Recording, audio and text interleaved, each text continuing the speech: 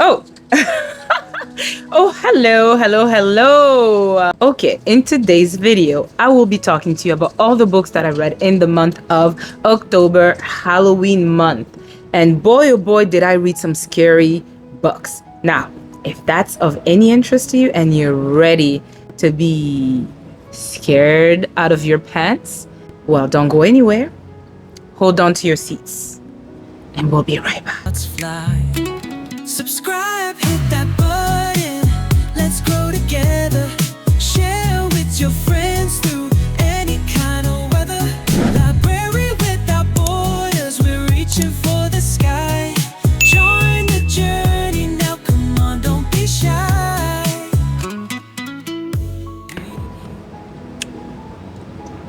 All right, you guys. So this is another beanie hat that I made. Okay, your girl is like getting professional at this. I made this, y'all, but it doesn't go with this sweater, and I didn't feel like changing. So I just wanted to show off the hat, but I think I'm gonna go back to this one. I also made this one, so let's try. Guys, don't mind my hair, okay? It's a hot mess, okay?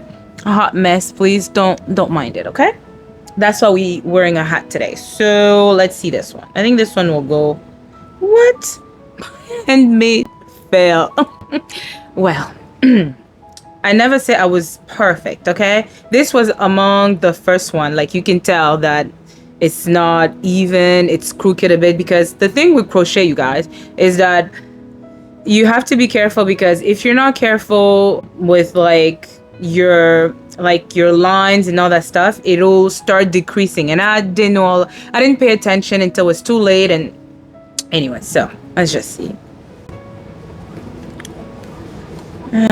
Much better. It's okay. It's not bad, right? You wouldn't even know that it wasn't like perfect. And I think it goes, right? There you have it. Okay, this was the one that I wore in my previous video. And oh guys, so these are the beanie hats that you guys, I just showed it to you. This is in the other video. And then I just did this for my daughter. She loves purple. Just did this for her. Now the thing with this yarn is that it's very stiff. I don't know why, but it's very stiff. So it took a long time for me to actually get it done. And the double crochet, the design is actually different. I don't know if you guys can tell, but it's a different pattern. Okay, but yeah, did this one as well. Right, like, look at this. I did that, y'all. Yes. Okay. And then, okay, so this was supposed to be a beret. Okay, like you can see, it looks good, right? Like from this part, it looks good. I messed it up. Okay, so you're supposed to crochet in decreasing route, whatever. Okay, I don't know the terms, so I don't know what happened, but something happened and it was not decreasing. Like, it was wide. Like it could have been like a bag. Like the circumference was not getting smaller, from my head. And then so I had this bright idea, as you can see, to kind of put it together so it would fit. But then I kind of crocheted to this thing. I should have just crocheted the outer parts without crocheting the inside. So now I have to undo it, but I mean, it could work. Oh, this is actually a style. What? Look at me. Oh, I love it, y'all. Oh my god, look at that girl. I love this look. If crazy was in fashion, this would be, okay? But anyways, y'all, so anyways, I wanted to show you guys all the things I've been crocheting. So that's why I do a lot of Audible lately. So that later.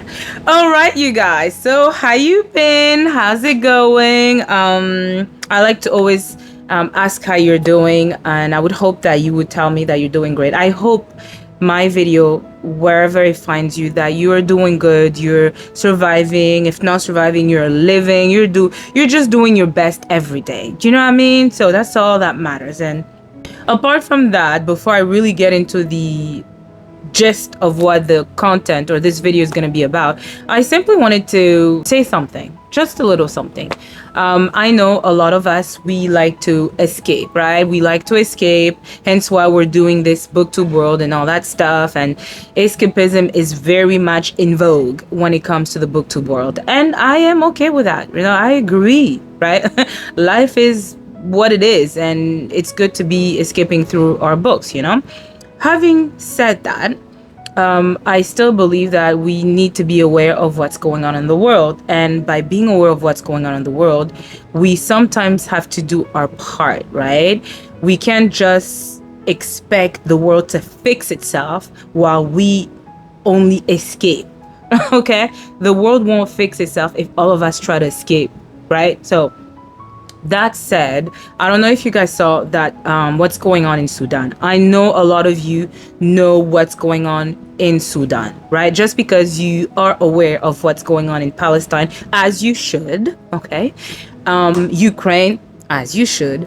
We also are aware of what's going on in Congo and Sudan. But recently, and I think it was a few days ago, there were like more than 3,000 civilians, children, old people, people that were brutally massacred, a genocide by this group. It's very, very sad because I know that a lot of us want to put the blame on the government of that country, but also the silence of the world is only exacerbating the situation that is already volatile in Sudan. Our silence. Right? So I feel that all the noise that we're making about Palestine, you hear about Trump and everything he's trying to do with the talks between Netanyahu, and I can't even say his name, and the talks, but peace talks between, you know, Israel and Palestine and all that thing, you know, because there's so much noise, so much outcry that we are raising, you know, and you can see that there are things being done, but I need us, right, to do this, our part, to raise awareness, you know, to share, to read upon, to do something, you know, so that Sudan and Congo do not get pushed to the back of our minds. You know what I mean? Like recently, I just saw the new iPhone Pro 17, and I was mad. You know, I was mad. It's as if all the protests that have been going on about boycotting everything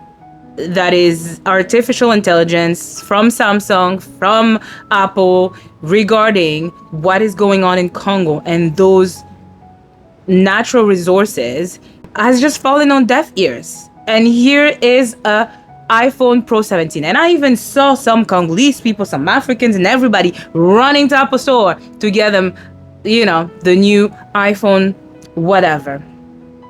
You know what I said to you? Okay, never mind. I've got to be respectful. So anyways, y'all, that said, I simply want to just put it out there. Do what you can to help Sudanese people, Congolese people. If you need to read their stories, if you need to do some research, if you need to speak to your community, to your country, to your nation, there are black bodies that are dying every day, have been for years in masses. Let's just be aware of that. Okay.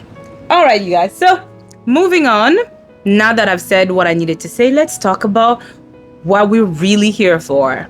The books that I've read for the month of October, spooky season. So let me just go back to my reading journal because you guys, you know what I've discovered? I used to really feel embarrassed to be in front of the camera because I felt like I couldn't remember the books that I read in the previous month. And I thought that meant that there was something wrong with me. But you know what I realized is that at my age, which is 38, I know I still have all my faculties about me, and I know they're working fine. You know, like the gear, they're still working fine. But I'm also ready to admit that a little bit of amnesia is not so unheard of at my age, you know, because I even remember when I was pregnant, people used to say, yeah, like you would forget a lot. Like I used to forget my bag on top of the car. Like I was very forgetful when I was pregnant. So 4 pregnancies in, add a little bit of years, And what do you expect? You know, I will forget at times. So I need my reading journal to remember what I read, what I rated these books. And yeah, did I have a 5 star this month of October? I don't think so. It would have marked me and I would have talked about it. But let me just see. Let's go back.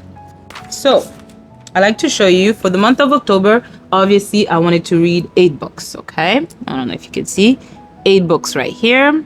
Let's see if I accomplish that. Wow. So far, I've read 80 books, y'all. I'm 25 books away from meeting my goal, which was 105. I know, right? Would that happen? Maybe it will. By December, maybe it will. We shall see. Anyway, so October 3rd, I read One Blood. Yo, I started the month strong. This book, let me just, you guys. Okay. One Blood by Denene Milner. Milner, the best.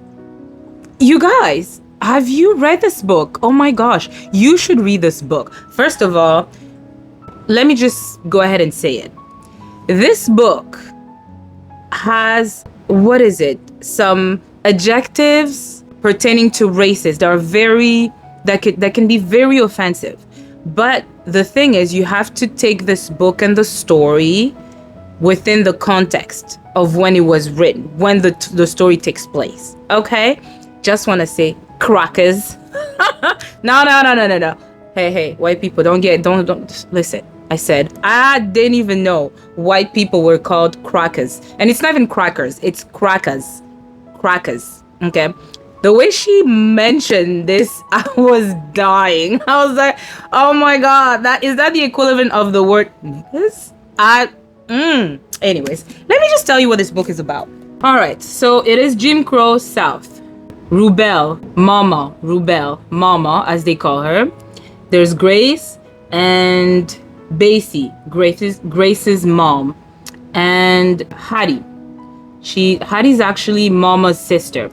And I said aunt. She lives in the north and is in charge of Gracie. And then you have Lolo, Dolores, and Ray. Ooh, I like Lolo and Dolores, their story. 1965. Grace suffers a grave injustice. And also her baby is given away. Mama is brought to prison because a white woman asked her to say the baby was white when the baby wasn't. Ray is adopted by family that seems happy on the surface. Oh, okay. My review. I really enjoyed the story, listening to the book, because I can't read my own writing. Layer of appreciation. I enjoyed the historical references. The character development was realistic. I felt the struggles of the women, but could also understand the challenges that Black men faced during that time. The tears, albeit often at times, were used in accordance with the time and place. You guys, I swear to God, I can't read. So favorite character, Mama and Grace. And then favorite quote: talk to your dead, do it out loud. Your people will answer you back and lead you to the light. Will I recommend? Yes. Oh, it wasn't quite a 5, but it was almost like, so 4.75. There you have it. Okay. All right. So there you have it. So the story begins, like I said, in Jim Crow South with Mama. Mama is Grace's grandmother. And the only thing with Basie, Grace's mom, is that she has a very volatile relationship with the men in her life. Like, something does happen to her. And that is why you heard me say that she goes on to live with her aunt Hattie. So how it happens is that the grandmother, unfortunately, is so Mama is actually the midwife in that part of town, and she helps out bring these kids. So it's Jim Crow, so it's fairly new. It's not really enslaved times, but it's still very tense times between Black and white people. So one day, the mistress of the home where she resides gives birth to the baby, but the baby comes out mixed. All right. So the mom, the mistress tells the grandmother, tell my husband that the baby was white. And unfortunately, long story short, the father or the husband of the mistress does hear that the baby is white, but he knows that the baby is not white. And for that, instead of literally killing his mistress who betrayed him, he tells the guards to take the grandmother away to prison. Like, how unfair is that, right? Injustice, which was typical at that time. So she's taken away and Gracie is left alone. Like I said, unfortunately, something does happen to her mother. So she has to live with her aunt, who's the sister of the grandmother.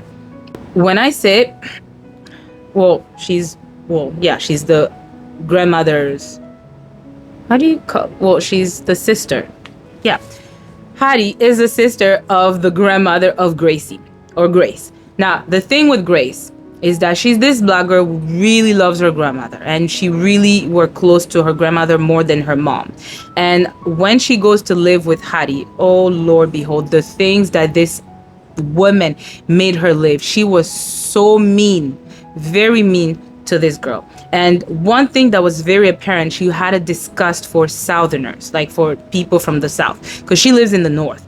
And every time Gracie would have that, those Southern accents or drawls or, way of saying, she would tell her to stop, to not talk about that.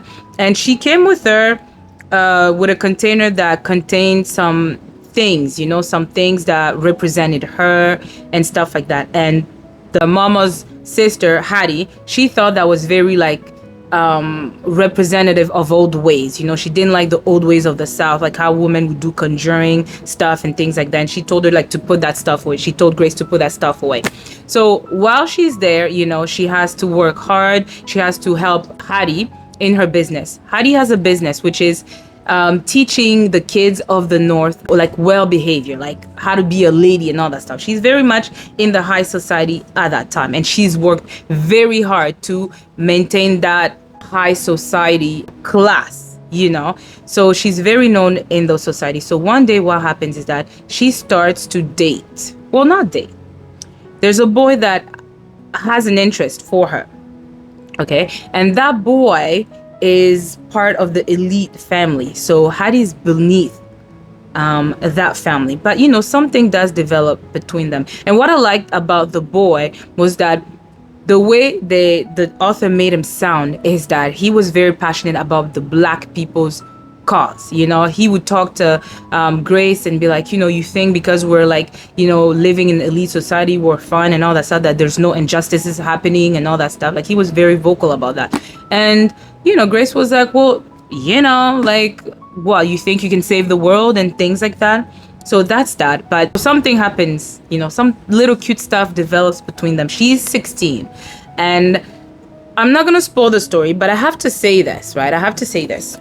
I don't want to kill it for you, but it says here, however, when Dale gets caught up in a racial police killing, he's promptly shipped off to college, and Grace, newly pregnant, is left alone. So I just wanted to make sure that it's in the synopsis. So Grace falls pregnant.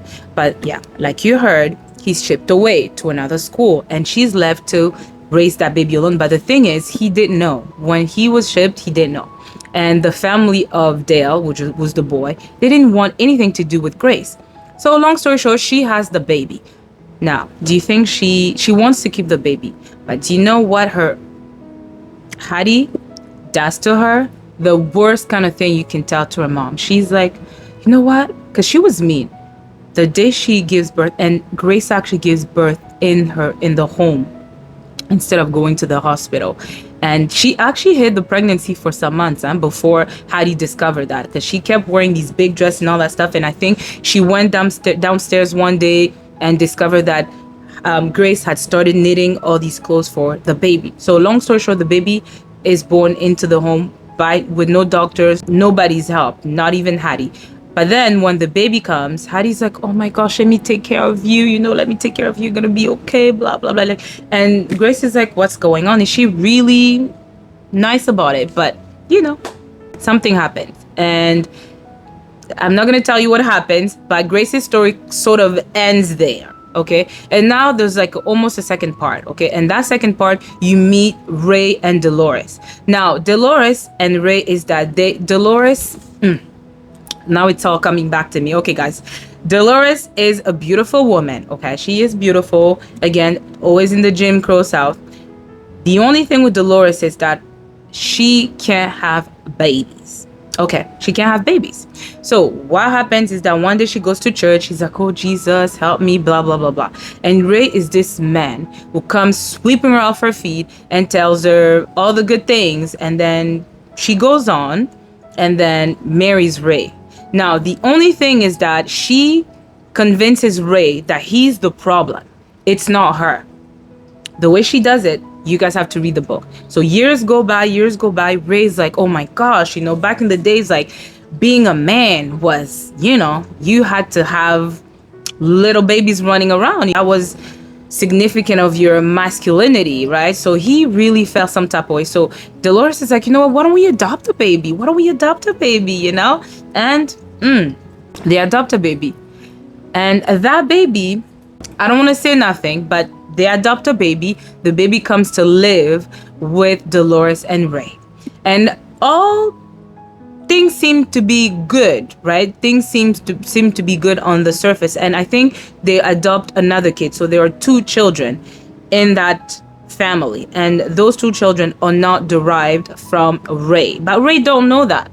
So you think. But Ray don't know that. So like I said, now Dolores and Ray have a family, 2 children. I think there's a boy and a girl. Perfect. But the only thing is, Dolores is going through some things. Okay. And Ray decides to move the family away. I don't know where, but somewhere else in the United States. And there Dolores is almost feeling like those blues of like feeling of leaving home behind, your friends, all you knew, only to come in a city, especially with white people.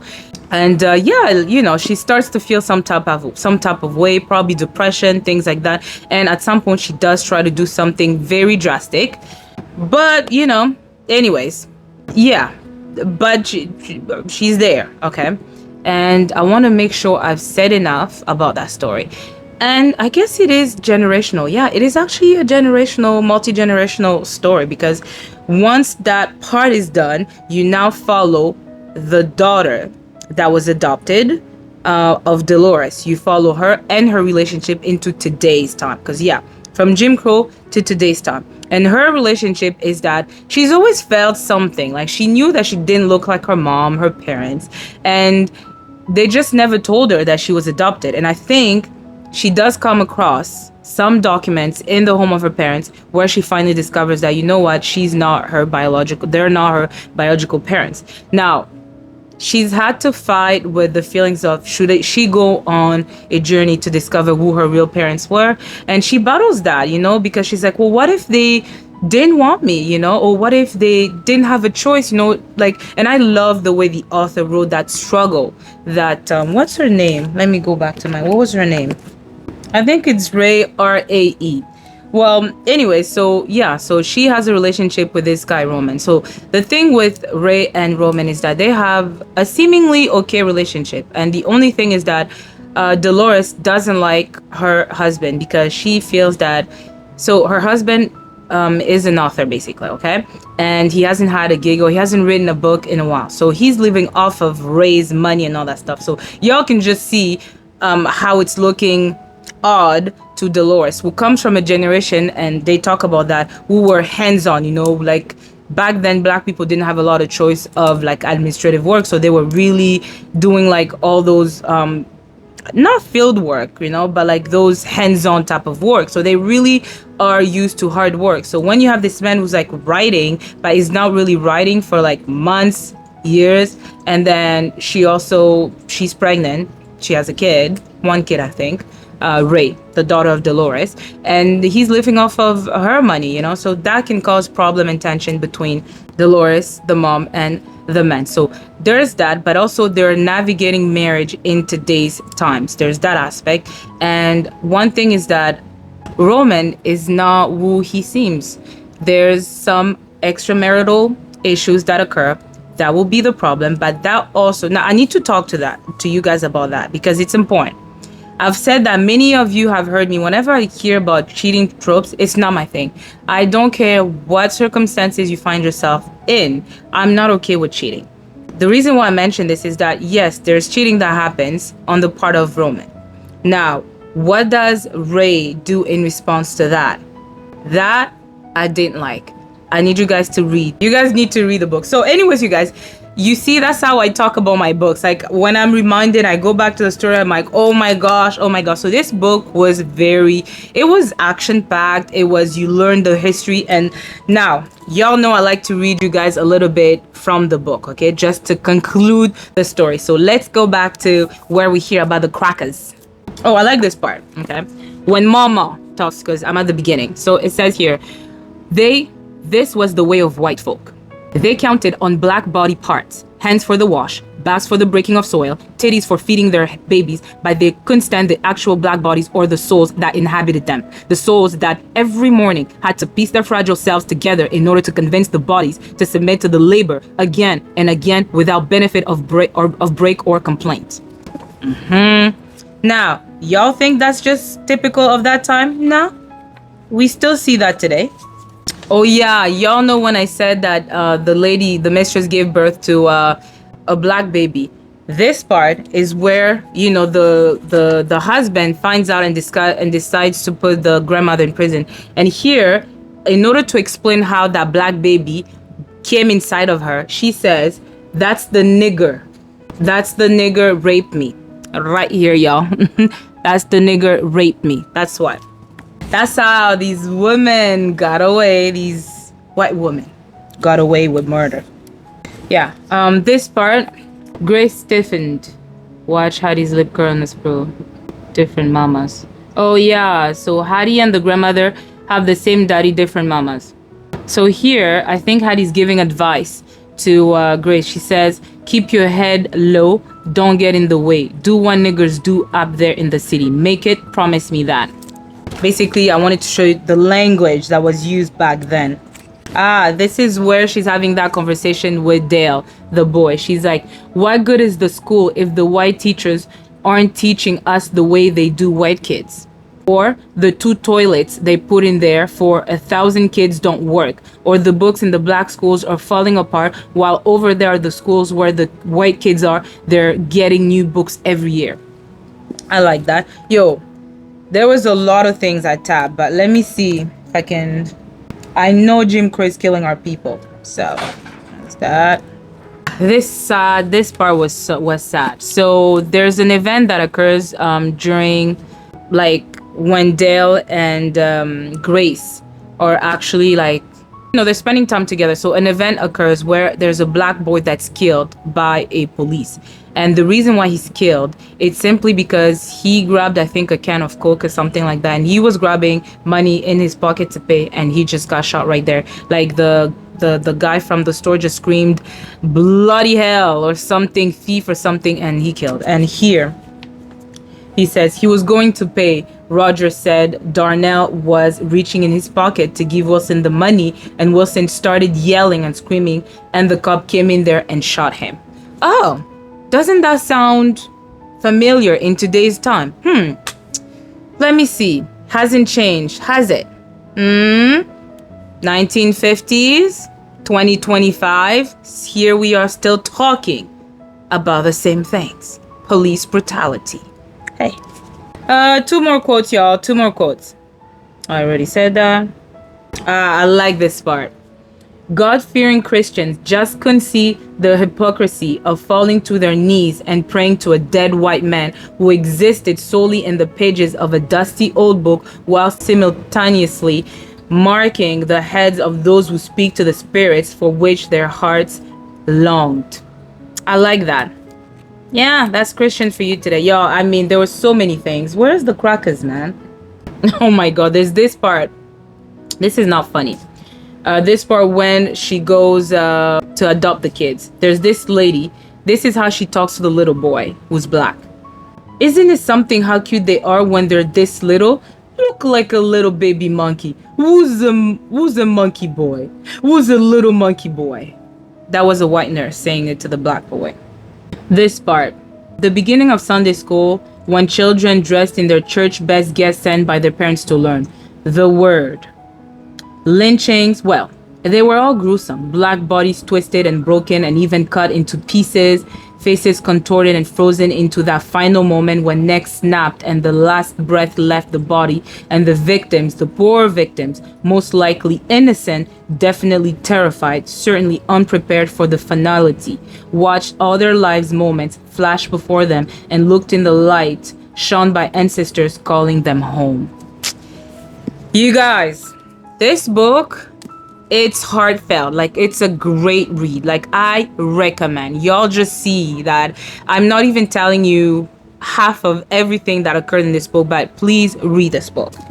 Next, I read, I'll go back to my list. I read Remembered. So Remembered, this is small, and I chose this because, you know, it talked about spirit, ghosts, you know, and it was just ripe for spooky season. So what did I say about Remembered? So Ella Edward Thimby born free. The story begins with Edward in a coma. Soon after, we hear the story of Ella and how Edward came to be. She was caught by enslaved catchers and sold to the Walker plantation. After a failed attempt to be rescued by her dad, she remains on the plantation. So Ella and Thimby, okay, those two are sisters, you heard, and Edward is the son of one of those two sisters. At first, I did not warm up to the narration of the story. The author's tone was monotone. The story felt confusing at times. As the story progressed, though, we learn about the characters, how they came to be, and what led them to their actions. So my favorite character was Ella. Favorite quote: slaves have been promised 40 acres and a mule for their years of stolen labor and assorted abuses. So before I even get into it, I want to show you, she actually put some real articles in it. Let me just see. That's where you can actually find the part of the mule. No, the state of Maryland. That one is the state of Maryland and the Emancipation Day. This one is slavery. So you have this one. This one is when slavery is abolished. So she actually put in some real article in there. But anyway, so essentially, without getting too much into the story, is that it's at the dawn of emancipation in the United States. It's actually 1910, Philadelphia, where the story takes place. It starts with Edward. And the thing with Edward is that he's in the coma. Reason being is that he ran into like a store where there were people, you know, so obviously that has caused an uproar, and he's in the coma. So once he actually makes it, he will face, you know, justice. But the thing is, we don't know why he ran into the mall. Like, that's why while you read the book, you will discover why he did that. But while that's happening, you hear of Thimby. Thimby is Edward's mother, and she starts to tell the story of her youth, basically, I guess, to us. And if you read the back, it's that she has her sister who's a ghost, and you discover why her sister is a ghost while you go through the story. And it starts with, as I mentioned in my summary, is that Ella was free, right? She was born free, but unfortunately, the day she got caught, she went to live on that plantation. And while on that plantation, she will give birth to Edward. Now, I'm skipping a lot of things, but a lot of things happens during that time, during enslaved times, when they were still slave catchers, to 1910, when Edward is in coma. So you follow them navigating life as an enslaved person on a plantation far away from her family. Now, her dad does come on the plantation to rescue her, but unfortunately, they kind of miss each other that way, and she's left to live there. And while she's there, it is basically the story of Thimby and Ella. And I feel like I'm confusing the names. Like, it says Ella and Thimby, but they're descendants of, there was a girl that lived on that plantation. And I feel like what was her name?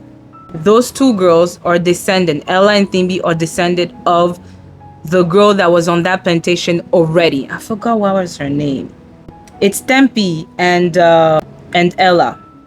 What was her name? Is it Rose?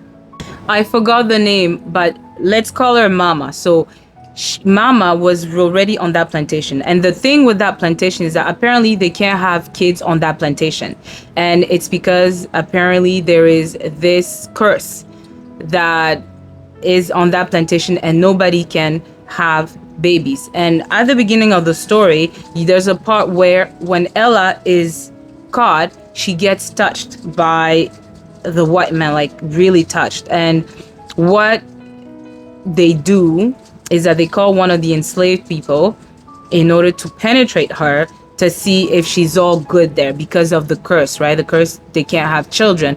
And then once he goes in, he starts to cry because he has reaction to, to stuff like that. So the walker guy, enslaver, tells them to go see the healer of the plantation to get some products for his private parts. You understand? So anyways, long story short is that Mama is responsible for keeping all of the curse alive on that plantation to avoid, the reason why that was done, it was to avoid the kids, the women being raped by these enslavers. So when Ella arrives on that plantation and Tempe and not Ella, I feel like I'm confusing the names, and that's just making me telling you this story all the more confusing. See, I told you at the end I was confused. Okay, I was actually confused, but the story wasn't so bad. Okay, so essentially that's what it is. It's just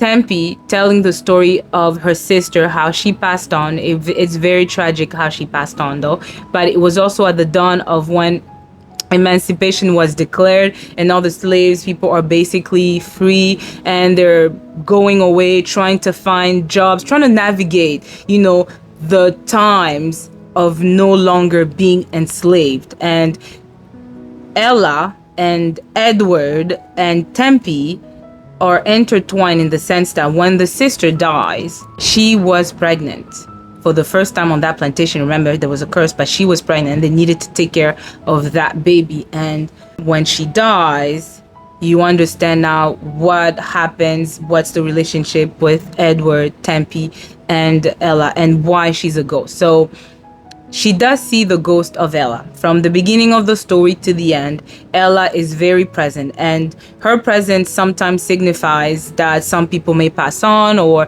there's still an attachment between Tempe and Ella, and you will discover why she's still, I guess, lurking in the lives of Edward and Tempe, but only Tempe can see her sister.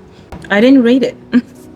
You guys, I forgot to rate it, but it will be a long 3 stars just because of the confusion that I had and the narration, because like I said, the author does narrate her own story, but I just found the tone was a little bit even, there was it was just monotone. So yeah, yes, I would recommend. Okay, I'll put the yes. Let me just put yes right now. I have my pen. Where's my pen? Oh, right here. There's my pen. So yes, I would recommend. Okay, and it's a 3-star. So next I read Lucky Girl by Irene M. So I actually haven't finished the book. Okay, so I'm not gonna really talk about this until I finish, but so far it's actually very good. I know enough that I can tell you, but I'd rather just wait when I finish the book, so I'll probably tell you more about it in November. I read Behind a Locked Door, so that was one of those Audible, free Audible, obviously a thriller. Let me see if I wrote something. So again, it's by Sarah A. Denzel. I think I've read enough thriller by this author. It says, Lucy is a friend with Miriam. But when she goes to visit her friend, she hears a woman shouting with a baby. Without thinking, she calls the police. She becomes close to the girl, not knowing that her life will change forever. Her son and her will become tangled in a game of stalker with Elizabeth at the center of it. So it was a good time. I initially thought that there was something odd with Elizabeth.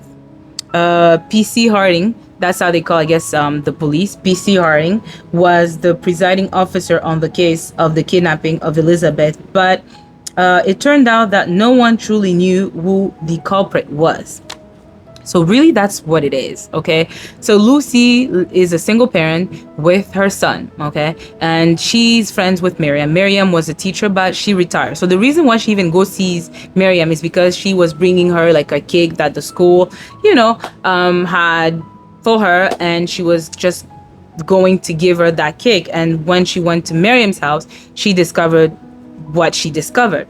And what ensues after is dramatic, okay? Because Miriam is like, leave her, you don't know, you don't understand, but yet she couldn't tell exactly what the reasons were of why Elizabeth was there with the baby, having given birth in that dungeon, okay? Or how do you call those, where you keep wine, that cellar, okay? And soon after, she starts becoming close with Elizabeth, but she sees that Elizabeth, she shows all these psychopath type of behavior, but obviously Lucy doesn't attribute that to nothing. She just says she's 18, she's young, and then she just had a baby, and maybe she was in that cellar. That could just play, that could really be traumatic for you. But soon after, she starts to get letters of a stalker telling her stay away from Elizabeth, and she's like, oh my gosh, let me go to the police. Hence the PC hiring. And she goes to the police, and they start investigating the reasons why, first of all, she found herself in that cellar.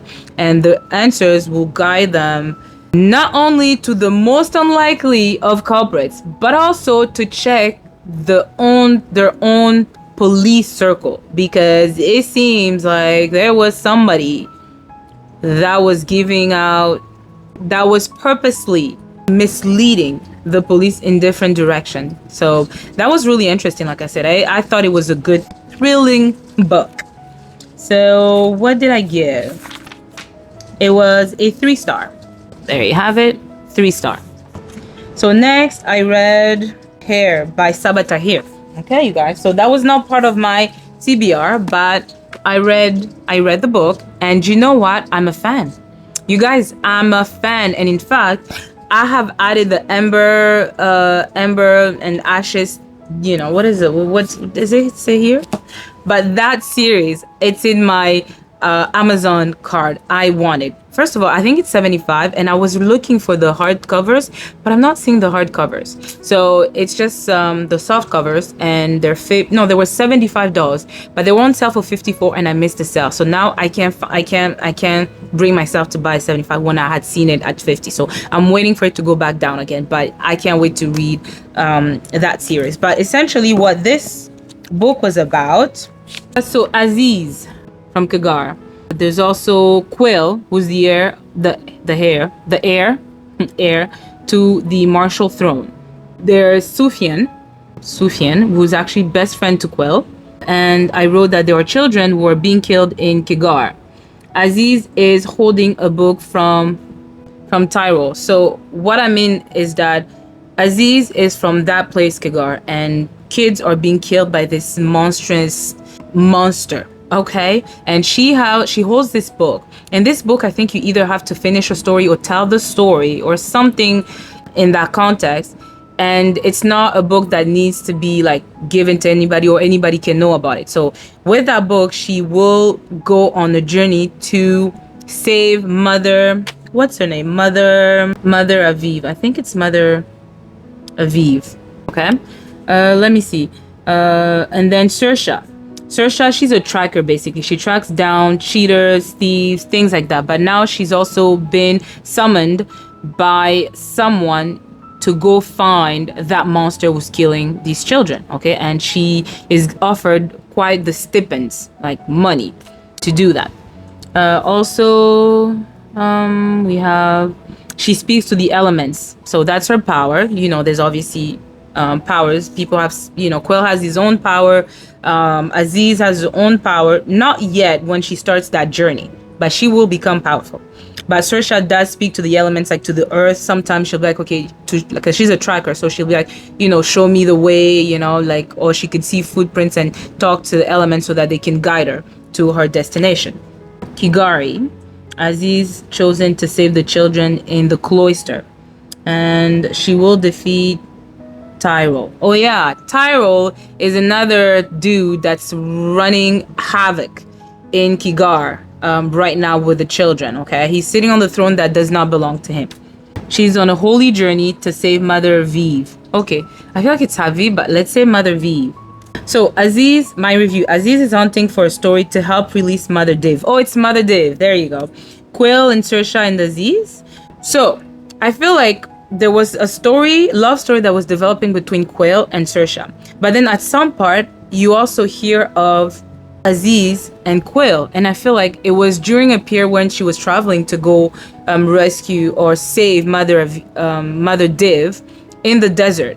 And in there, something happens with her and Quill. But I feel like, was it in an alternate time? Because during that time, he was also seeing Saoirse. And something happens where he's forced to kind of marry her, like basically bond. You know the terms they use in fantasy, like bond to Saoirse. So I was confused at that part because there was something developing between Aziz and Quill. Mother Div is the monster who feasts on children to get her power. Talisi is now Aziz. Gero said love interest of Aziz. Okay, Sufyan is Quill's best friend. I already said that. But anyways, that's essentially what happened. So once Aziz goes and unleashes or saves Mother Div from where she was, because she was actually not captured, but like she was imprisoned somewhere. And then once the book is brought and then she has been unleashed, she becomes glued to Aziz and becomes her power, to the point where you almost feel like Aziz is being consumed by Mother Div, because she is essentially the one responsible for the children being eaten or their hearts being ripped out of their chests. Okay, so yeah, like the action was there, the world building wasn't too confusing, it was there. I understood, and I listened to the audible, so I like the voices. I think you could almost feel a little bit of the Arabic voices, the Indian voices, the white voices, the black voices. So I like that it sounded diverse in that sense. I did like the characters development. I mean, Saoirse, is Saoirse? Yeah, I said Saoirse and Rue were my favorite characters right there. Saoirse and Rue. I like Saoirse because I could see from where she began and who she became throughout the story. So the character development was there, not just for her, but even for Quill. Quill was just this prince of this world, and when he had to go on a journey basically to save his world, because his kingdom was actually destroyed, and his aunt, who's the sister of his father, was the empress of that kingdom. So when it was destroyed, he had to go on a journey basically to either look for Mother Div or something. Okay, this is how Aziz, Quill, Sufyan, and the cousin and Saoirse all just gonna meet together, because at some point they are aware that they are on the hunt for the same thing. Okay, so I really like the book, and I was trying to see if there was a sequel. You guys, is there a sequel? I didn't see a sequel, but it was, it was a 4-star. So 4-star, and I would recommend. So next I read Walking on Cowrie Shells. I love that, Walking on Cowrie Shells, because all these stories, even Air had, you know, jinns, they had ghosts, they had monsters, exactly the kind of stories we wanted for spooky season, right? You scared already? You scared yet? Okay, all right.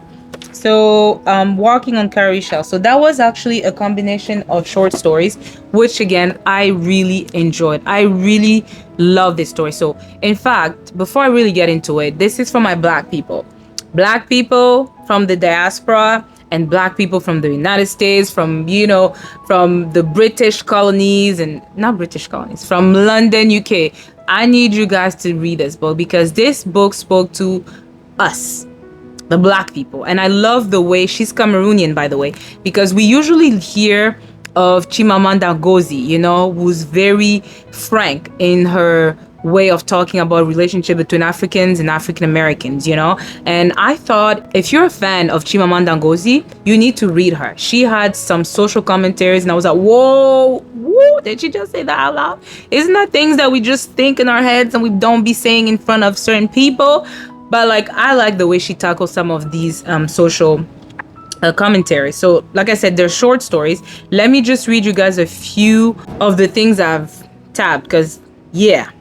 So back home in Cameroon, okay, some tribes iron girls' breasts when they develop too fast. Wooden pestles, pounded fufu, and flesh alike. Anything that was sharp or unyielding would do really. A grinding stone, a coconut shell, a hammer held steady-handed over hot coals. Mothers beat down their daughters' breasts to keep them safe from come too quick womanhood, from the libidinous gazes of that older uncle, that schoolmaster, that strapping boy in the classroom's corner desk at their secondary school. You know what? I'm not too shocked to hear that. I think I've heard of that. What was this? For me, seriously, it was me who made them a family. I'm the one who made them real. Wasn't I worth it? I asked. I was snatched up from my loving family to yours, so yours could be complete. All this talk of giving me the American dream, then just like that, you're raiding my college fund. That little short paragraph that I read you, it was again just what it said. It was this family that adopted a kid from Africa, you know, oh, poor little kid, and they needed a kid because they wanted to adopt a kid. So that was a social commentary about that specific thing that happens in the United States or Western countries when they go seeking, you know, to adopt children in Africa. Okay. So let me just read two more things. There was one that I loved so much. I was like, oh, this was good. Oh, here they talked about Boko Haram. That's why I said Curtis would be merciful. 11 months prior, she was kidnapped from a village schoolyard by a band of jihadists self-styled as the Islamic State's West Africa province, or the little ISWAP, or Boko Haram, or better known still by the people as the devils terrorizing the 4 North region. So you had, again, a lot of social commentaries about real things that, you know, woven within these short stories. Oh, yeah, and she had these beautiful pictures. I love this. So let's see. Oh, yeah, here there's this whole thing. They hoot, hut, and holler. Their tongues tinted purple or blue or yellowed from time-stamped taffies. Lash out. African booty scratcher. Bet you live in a tree. Bet your mama's a monkey. Yeah, you guys, I'm telling you, the social commentary, the things she talked about. And I was just like, ooh, okay. Off-White's Cross Association linking you with treacherous tribesmen who sold off their enchained ancestors to slavers dotting Cameroon coasts. Again, that whole thing that African Americans have towards Africans about how we sold their ancestors. She talked about that again as well, and she tackles it properly, you know? What else? Let me see, I already showed you this. I love this because she talks here about King Shamba Bolongongo of Congo, right here. And you know, whenever y'all like hear about Congo, I love me some historical mention about Congo. Any way you can bring Congo into the conversation, I will hold on to it, you know? Okay, lastly, you guys, I really think you guys should read this, but anyways, let's see.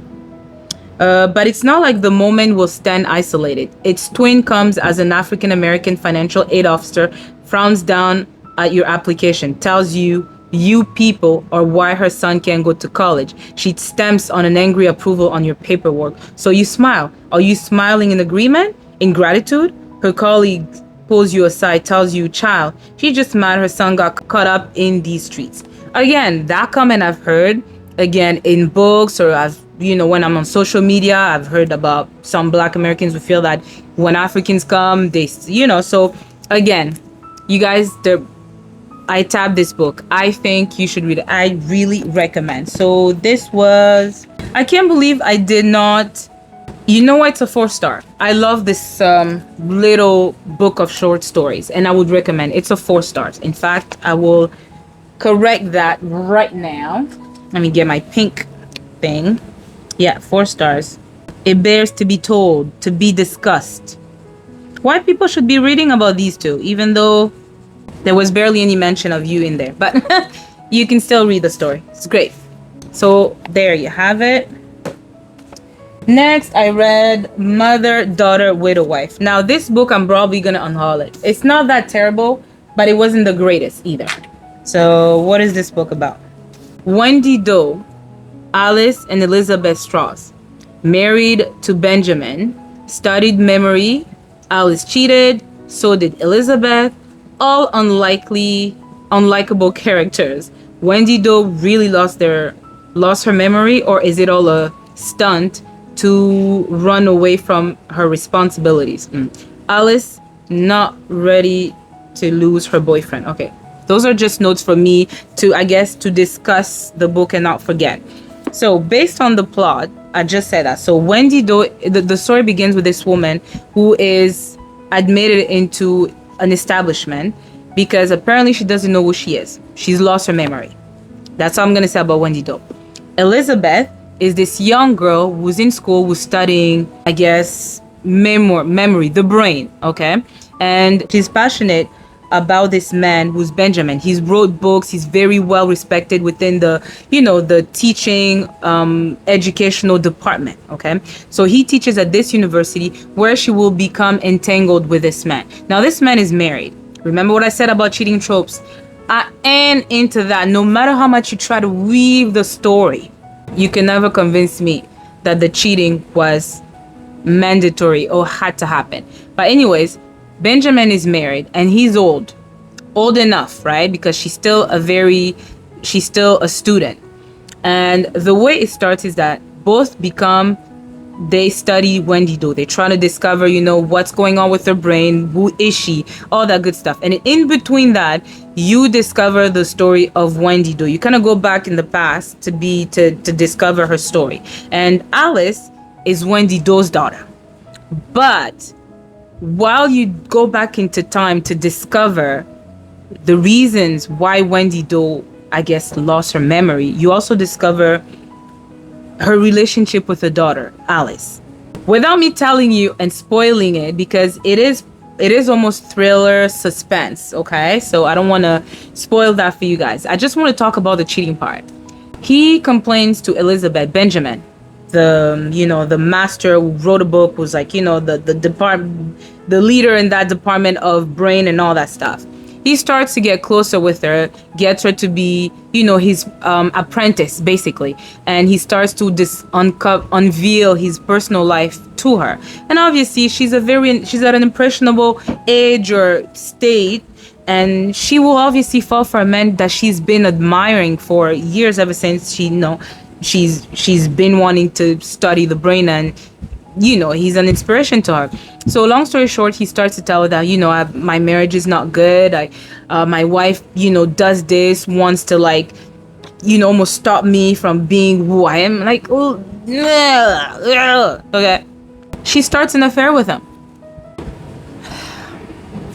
and he has a daughter.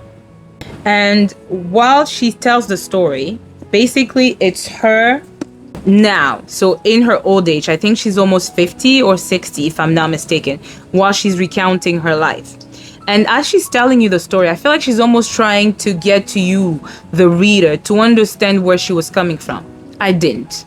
This is written by a white author. I don't know if it's a white, I just didn't get it. And it's weird because the family is Jewish. And remember, you guys, how I didn't like the book All My Mother's Lovers by Ilana Masad? I feel like, I'm not saying it's a Jewish thing, but both were written by Jewish people and it's about a Jewish family and it's both books, and I don't get it. It has nothing to do with them being Jewish, but the fact that two books, Jewish as a theme in here, I don't know. But anyways, she tells her story and tries to explain to you, the reader, when she was young, how she became, the wife of Benjamin, because he does divorce his wife and they are married for the most part. And until the end of the book, the chunk of the book tells the story of Elizabeth when she's young, and the little parts of her now when she's a bit older, and she's reminiscing on her life choices, if she could have changed something. And you discover the relationship between Alice, who's the daughter of Wendy Doe, that woman who didn't know who she was, how she's intertwined with Wendy Doe Elizabeth, Benjamin, and the daughter. Like, it's a mess. It's a mess. So, what was my conclusion? Wendy Do had another episode in the past, which again, I'm not sure if that meant that it was really real, that she truly forgot who she was. I don't know. Karen Clark is Wendy Do. That's what I said. Karen Clark. Sorry, I don't want to spoil for you guys. Regrets, female friendship. So these, I'm just saying, okay, the topics that were, I guess, talked about in this book. You had, female friendships, forgiveness, redemption, and at the end, I'm like, what happened to Wendy Do? And then men problems. So favorite character, no one. I wrote it, no one, y'all. I didn't like anybody. So it's a 3-star. So I was still on Haul the Book, but I would recommend, so you guys can make your own judgments, can have your own opinions, I would still recommend it, but I'm unhauling it. So after that, I read Root Work by Tracy Cross. Now that was like, I think, a 5-hour book. I read it again it wasn't part of my TBR, but I read it for spooky season and I loved it. I'm not going to talk too much about it, but I'm just going to tell you exactly what I wrote, and I would recommend Root Work. So Betty, Ann, and Pee-wee. Anybody read Root Work? Isn't your favorite character Pee-wee? Oh my God. So they go stay with their aunt Teddy, who's the sister of their dad. She's a hoodoo practitioner. Love that part. She tells the girls that hoodoo got one god where voodoo doesn't. Teddy's brother is dad. He gets shot. It's in the book. It's in the synopsis. And that's when all hell breaks loose. The sheriff seems to not take the matter seriously. So Pee-wee, is she seeing ghosts? The voodoo house is burned down. They're always starting something, meaning white people, because this was definitely talking about white people and how they just never leave black people alone. So what happens is that the dad is killed, and instead of justice prevailing, of course, they go and tell the sheriff. The sheriff doesn't do anything about it. In fact, he just makes rude, crude comments. And the crude comments, part of them were like, at some point he talks to Pee-wee or Betty or Ann, says, I can be your papa, I can be your dad, or something like that. And you see that throughout the book, there's mention of passing of children being a lot white in that community. And you know what that means. And my favorite part, y'all, you know what my favorite part was? It was the part where the sheriff started being skinned alive. Oh, I was doing a dance. I was seeing myself doing the hoodoo dance while he was being skinned alive, and hearing and imagining the scream of that white sheriff. I was like, oh, vengeance be sweet. I loved it. I would literally encourage you guys to read it. It's a 4-star, and I know I did not rate it, but it's a 4-star. I loved it. In fact, I'm gonna read, because it's a 3-book series. I'm gonna read I think it's The Conjuring or something. I'll post the 2nd book here, but I can't wait to dive in and see what happens to Pee-wee, because Betty and Ann were leaving, and I think Pee-wee was supposed to leave with her mama and her sister, but then she got left behind with Teddy because there was a big storm, and then I guess the bridge or something broke and she couldn't traverse to go meet her mom. And then the mom was like, I'll come back to you. And it was so lovely. But I loved the moral of the story and the history behind what was going on. And I love the Southern accents I love the way they talked. The English and how the verbs were just kind of mixed into the whole sentences. Loved it. So yeah, favorite character, Bump, Pee-wee, and Teddy. Bump, I believe he's the only Indian character in there. And favorite quote, be better than them. Listen, I said that was my favorite quote, but boy oh boy, if there's a chance to exact vengeance on the enslavers, you best I will choose that route before I choose the route of being better and forgiving and not stupid. No. Okay, so there you have it. So next, I read The Darkest Child. You guys, I have a whole video where I talk about The Darkest Child, okay, by Dolores Phillips. So I'm not even going to get into it because, like I said, I have a whole video where I spent 25 minutes breaking down this book. But this book is about, who are the kids? Tanjime and her siblings. There are 10 of them. Tanjime, Martha Jean, Sam, Judy. Y'all know about Judy the baby. Guys, I went into it. I just can't do it right now. I can't do it. But it's a 5-star. You gotta think it's a 5-star. That was a 5-star. So yes. My only 5-star rated book was The Darkest Child. And I talk about how I rated this book 5 stars, not for the right reasons, but God, oh God, was it brutal. The trauma was brutal. Now I understood when people talked about the porn trauma. This was full of it. The abuse was relentless. But like I discussed it in my book review of this book, Roselle was the mom of these 10 children. She can pass for white. So I attributed that evil, abusive side from her enslaver side. Definitely not from us Black people, okay? Because, oh boy. So 5-star. Then I read A Pumpkin and a Patch by Jennifer Peel. In fact, I just finished reading it today. I mean, A Pumpkin and a Patch. It was great. It was so cute. I didn't even have time to finish writing my thing because I literally a few hours ago finished listening to it. It was a free Audible and I loved it. It's the story of what's her name? Josie and Reese. And the way it began, real quick, is that she wrote a story about Reese when she was 15 years old, okay? And that story was a torrid story, where she had this torrid adventure with this pirate who was Reese and blah blah blah, just a torrid story. And she was 15 at that time. So the thing that happened is that she was in school and her brother played a prank on her by taking that, I guess, her journal, her private journal, and going to read the book at the intercom in her school. And unfortunately, that has scarred her for 15 years because she's 30 right now. So, and I thought the book was great, was very fantastic.